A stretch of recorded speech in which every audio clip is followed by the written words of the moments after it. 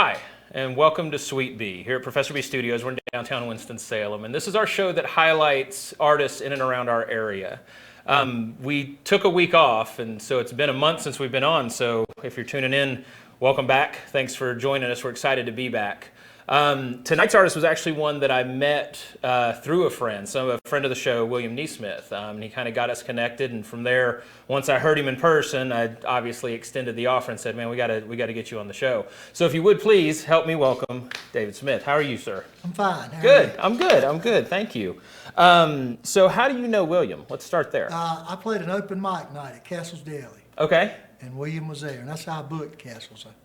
I went out and played. So William may watch this. What do you think about I it? hope he does. He's a good kid. He's a good guy. He's a lot of fun. I know, and I want to launch right in with a couple of things. We've talked quite a bit off camera and when we got together before about songwriting and stuff.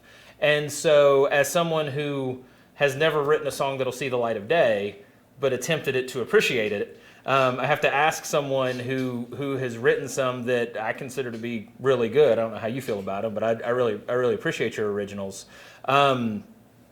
Where do you find your greatest source of kind of stigma, inspiration, muse, whatever, for your writing? You know, writing music is to me, I can't write a song when I want to. I hear guys say that I'll write you a song if you tell me what you want it to be about.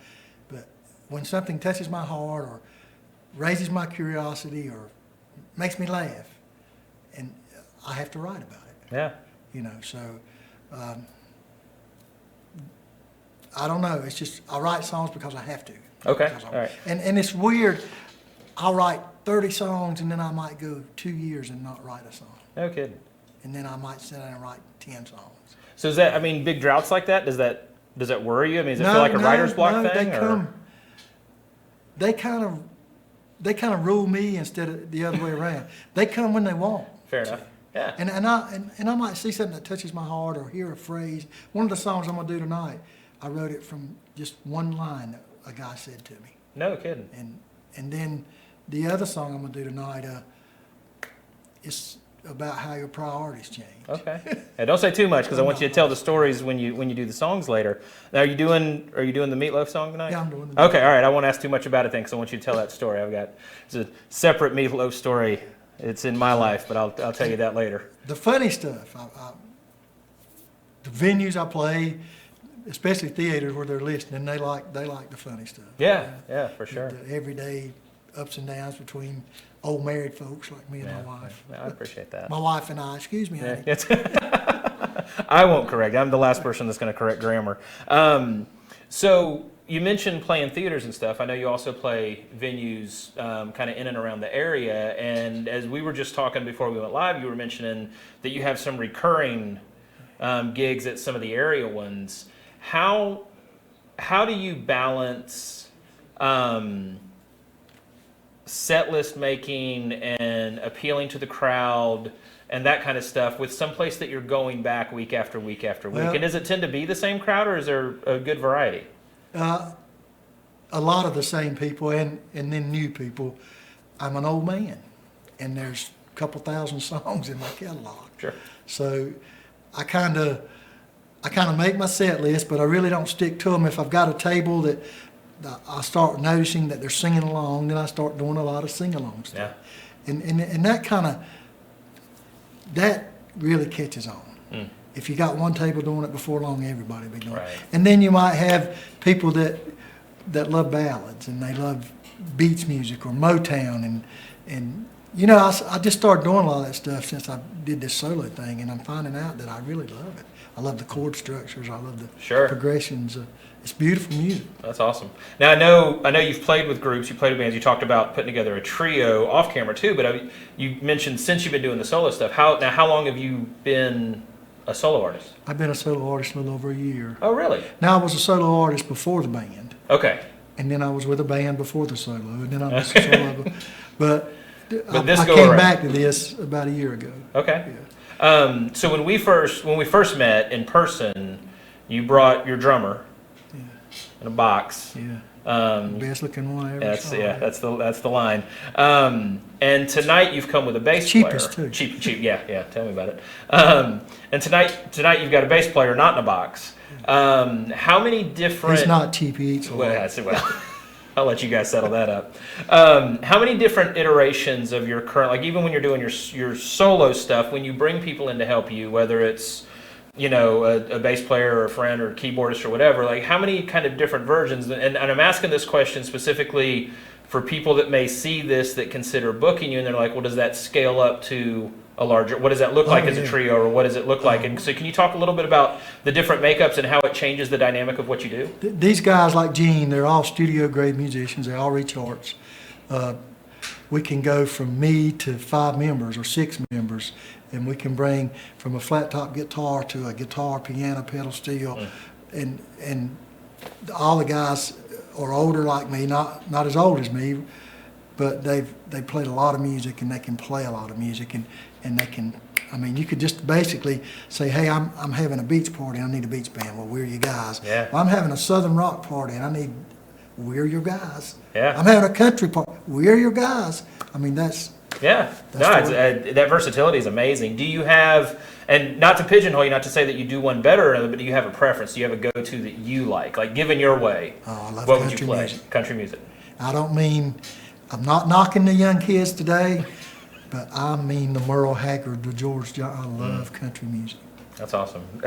So I growing up, we kind of had not a divided house, but mom was a little more country, dad was a little more southern rock. So there was a heavy dose of both. And so like my earlies were old George Strait and that kind of stuff. And so I came up with, him in front of a 17-piece big band, which as a young saxophone player I thought was really cool and that kind of stuff. So guys of that era, do you still bring back some of their stuff and do some of that, or? Oh, we have to do some George Strait. Anybody that does country music does. Alabama, Exile, Restless Heart. I grew up singing harmonies, and I love the groups that sing harmonies. Okay. Some groups that are not as well known, like McBride and the Ride and Diamond Rio. I love that music. Yeah, Diamond Rio, we've got emotion into my wife. I inherited a few CDs when we got married. This Diamond Rio showed up in the collection. And then the Vern Gosdin and the Merle stuff. Yeah. I mean, it's...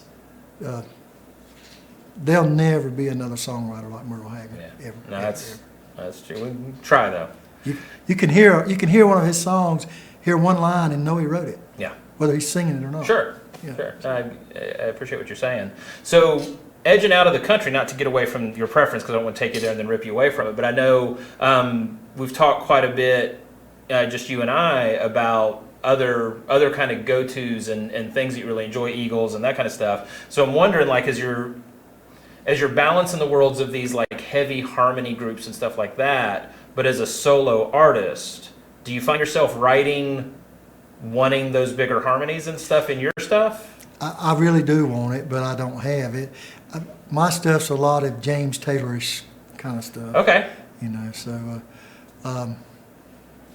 And even when Gene and I play together, I play it a little different with another instrument than I would by myself. It'd be a lot open strings and stuff when you play it by yourself. And honestly, you can get some bad habits playing by yourself. And when you start playing, when you play with other people again. How do you mean? I mean, like you might play an open string chord instead of a major chord. You might try to fatten it up a little. Gotcha. Or warm it up a little. Gotcha.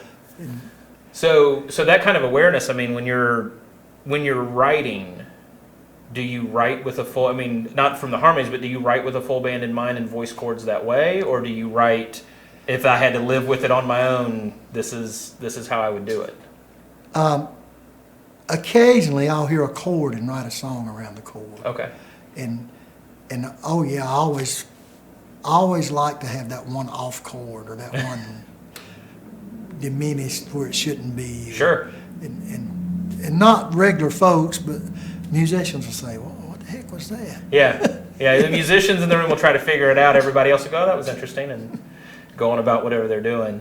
To circle back around to places that you play in a recurring fashion, can you kind of mention some of the places and when you're at the end before we go to the live stuff? I want to send people out to your pages and your social media and that kind of stuff. But I'm curious about where you're playing at regular intervals currently? I play Jay Butler's every Thursday Okay. in Louisville. Yeah. I went in there and pestered the manager, and I told him I had a website, and he said, I don't do websites.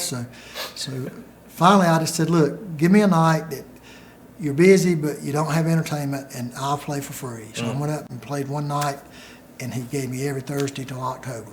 But that's not for free. Right. But West Bend, about the same thing. I went over there, and I emailed them and all this stuff, because my website's great, but it's not nowhere near what it should be. And so I finally went over and I told the guy, I said, look, here's a computer I'm not good at. Here's a guitar I am. So I said, so I sat down and played him 8 or 10 songs. And Oh, really? he booked me through the end of the year. And I love that. West Bend, Castle's Deli in King, Town and Country in King, Pine Tree Tavern, McAnally's. I have played Sophie's in Lexington. I've got to get out and try to book some this week. I found out about a couple of places that you can go in and do really authentic country, and I'm really chewing at the bit to go to a place called Prissy Polly's in Kernersville. Okay. And I want to go check those places out, and I'd love to get in some of those places to where I could haggard them to death. Yeah. Well, hey, if anybody knows anybody, send them this guy's way. So when you're going and you're playing these places and you playing recurring stuff, and we talked about kind of balance and set list a little bit earlier, and I meant to ask you this then. How do you work with covers versus originals, and how do you use that as not just as a tool, but like how do you use that kind of in your arsenal of songs when you're playing places? I used to tell people that, like, you play a few things that people know to kind of earn the room, and then if you've done that well, you can do whatever you want. That's but exactly. on places that you're going back over and over and over again, do you feel like you have to earn it new every night? They'll ask for Meatloaf. Yeah, well, places, and they'll ask. People will find out why later. They'll ask for Old Pictures, a song I wrote. There's certain songs of mine that they really like. I wrote a song called The Man Song, and the women will ask for that. The men despise it. Right. Basically because they're all cowards. Right. Okay. I try to get all the men to raise their hand, but they won't. Yeah. They have to go home with the lady that said But anyway, no, I'm just kidding. The Vince Gill stuff they really like. A lot of people like Vince. So yeah, I basically, my first set, I'm just kind of judging the crowd. Who's making the most noise, who's paying the most attention. And I've got so many songs in my catalog that I can go to that. And it's contagious. Yeah. If you get one table to sing, and the next thing you know, this table's singing. And I'm an entertainer. I'm not a person that you come to see and you just sit there and hang on every word. If you come to see me play music, you're going to have a good time. Right. I'm going to have a good time. And you know what? I think that's what'll bring you back. I love it. You're going to be part of the show. I'm going to make you be part of the show. I have no doubt of that, and I really enjoy what you're saying right now.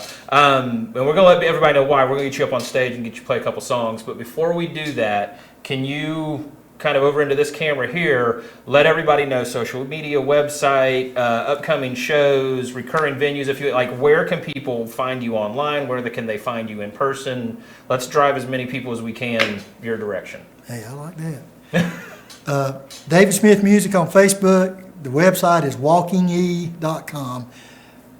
We played a club a long time ago and for a whole week, and one of the guys in the band went out and found this great big E with feet on it, and you could wind it up and it would walk, and my middle initial's E, and everybody always called me David E.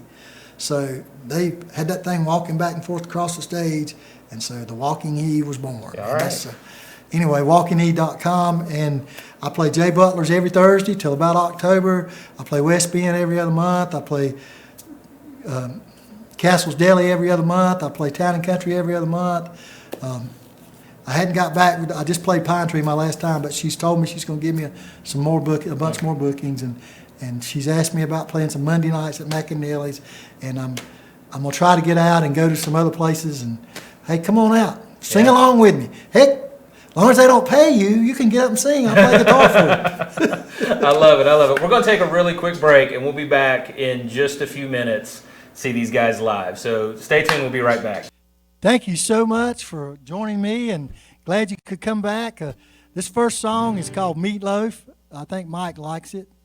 The song's about how your priorities change as you get older. When I was a really young man, I loved to look at pretty girls, still do. I'm married. My wife loves for me to look at her anyway. Thought I'd better throw that in.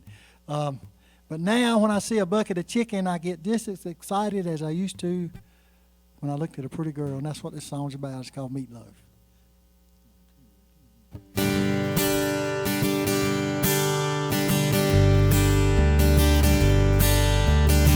Down at Barney's Bar and Grill, having me a time. Long-legged redhead asked could she be mine. I said I'll have to think on that. But before you go, there's some questions I've got to ask of you, some things I've got to know. How's your meatloaf? What about your French toast? Chicken southern fried? Is your cornbread crunchy on the outside? Wanna know what turns me on the most? Cook a good meatloaf.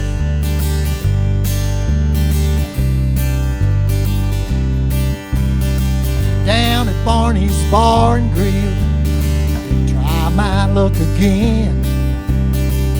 Blonde, blue-eyed honey walked right in. She said, your place or my place? I said, before we go, there's some questions I've got to ask of you, some things I've got to know. How's your meatloaf? What about your French toast? Chicken southern fried? Is your cornbread crunchy on the outside? I want to know what turns me on the most. Cook a good meatloaf. Wait till my heart is through my stomach. The older I get, I swear that it's true. I get more turned on by a bucket of Kentucky Fried than a sexy little negligee you can see right through. Down at the Sizzler Sunday around 5, cute little brunette was in the buffet line. She said this food is terrible. She was looking right at me.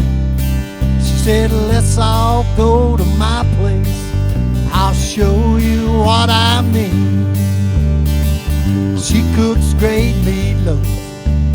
Man, I love her French toast.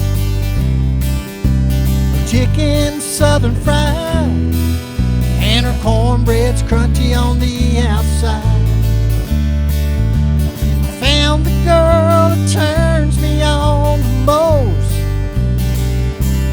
with her meatloaf. Man, I love her French toast. I love her meatloaf. Man, I love her French toast. I love her meatloaf. Oh, thank you so much. Thank you, thank you, thank you. I was at a buddy's house. He asked me how you write songs sometimes, and I knew him and his wife were having trouble. I'm not going to call his name. But anyway, I'd always noticed that all her things were still there, all her clothes, the pictures, everything, but she was never there. So one day I just asked him, I said, where's, her name was Pat. I said, where's Pat? Well, she still lives here, but she don't love here. So I couldn't get that one phrase out of my mind, she don't love here. So here's the song.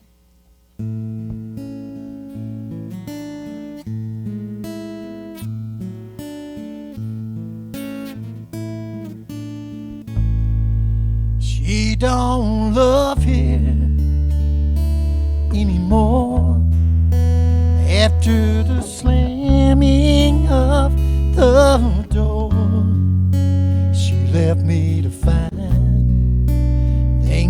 left behind took a part of me. It don't matter anyway. What's to matter? Who's to say if it's right or wrong? She don't love here anymore. I don't know, broke changed her mind. And I don't know what broke her heart. All I know is that she's gone. I'm wondering if she's all alone. She don't love here anymore. After the slamming of the door, she left me to find things she left behind took a part of me. It don't matter anyway. What's to matter? Who's to say if it's right or wrong? She don't love here anymore. Maybe someday she will see all the love she left inside me. Try to make a brand new start. Help to mend my broken heart.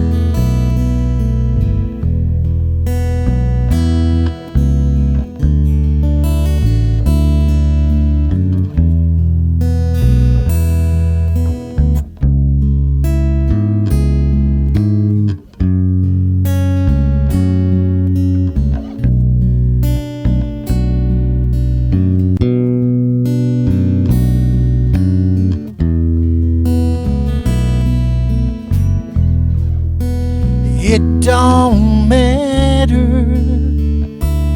anyway.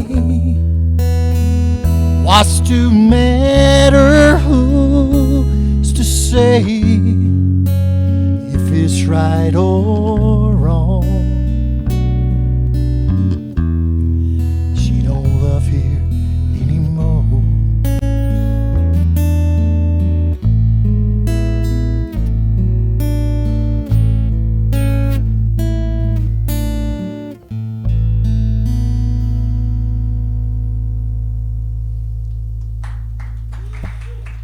Oh, thank you so much for having me. Be sure to check me out at Jay Butler's and anywhere else you see me. Man, I hear you.